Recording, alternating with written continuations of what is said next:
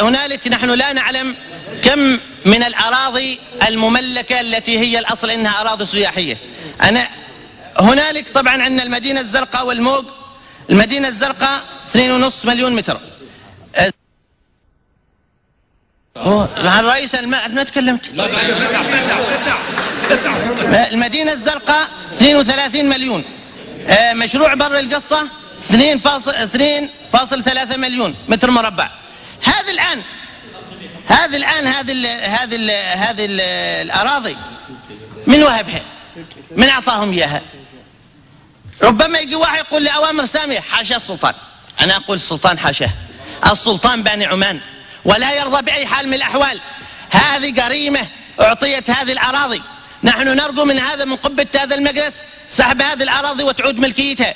المواطن الآن ما محقل 600 متر مربع يسكن عليها. اليوم المناقرات كل يوم في وزارة الإسكان وفي إدارات الإسكان يحصلوا على الأرض. حد يعطى 32 مليون متر، حد يعطى 2.3 مليون، حد 3.5 مليون. يعني بلدان بكبرها ما طايع. هذه جريمة من الجرائم. هذا لا يمكن السكوت عليه بأي حال من الأحوال. لذلك أنت معالي قلت على أنه نحن تحكمنا قوانين وتحكمنا اتفاقيات. طيب هذه القوانين والاتفاقيات ليش ما طبقت؟ لو قلت أن القوانين ونحن لا نقدر ولا بد في تسويات وكذا. طيب لماذا هذه التسويات ما طبقت على المواطن الفقير اللي مسوي عزبة عريش وقيت البلدية وشلتها بشاول قدوا عيوني جرا، وهذا ما طاي بلدان بكبرها؟ لماذا ما طبق عليه القانون هذا؟ الحكومة هذه الآن مو الحاصل فيها إنه إذا سرق فيهم الشريف تركوه، وإذا سرق فيهم الضعيف قاموا عليه الحد. هذا الحاصل.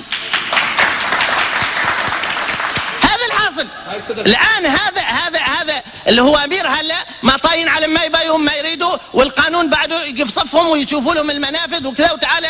لا يا شيخي لا تزعل بأي حال من الأحوال.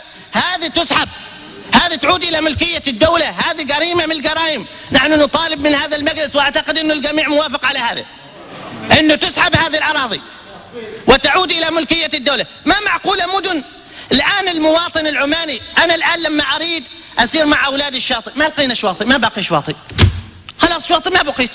شيء من الشواطئ اللي باقية في هم دعارة جاينا من هنا. حتى أنتم ما تراقبوا أيضا السواح اللي لابس اللي كلاسين واللي لابس اللي ما أعرف ايش واللي لابس اللي ما أعرف مو واضح الكلام. واضح. لا سعد الرئيس بعد ما كملت أنا ما بتخلص حاجة. يا أخي هذا زايد ما طني دوره. زايد لو سمحت، زايد ما طني دوره لو سمحت، زايد ما طني دوره زين. فبالتالي معالي الوزير الآن نحن وين نودي أولادنا؟ أنا أريدك تجاوبني. وين نودي أولادنا؟ وين نودي أهالينا؟ الآن شاطئ ما بقي. قال لك مجمعات سياحية ومجمعات ما أعرف ويش وفنادق، وأيضا اللي باقية منها ما في أبدا ترشيد أبدا. ما في لماذا معالي الوزير لا يكون أنك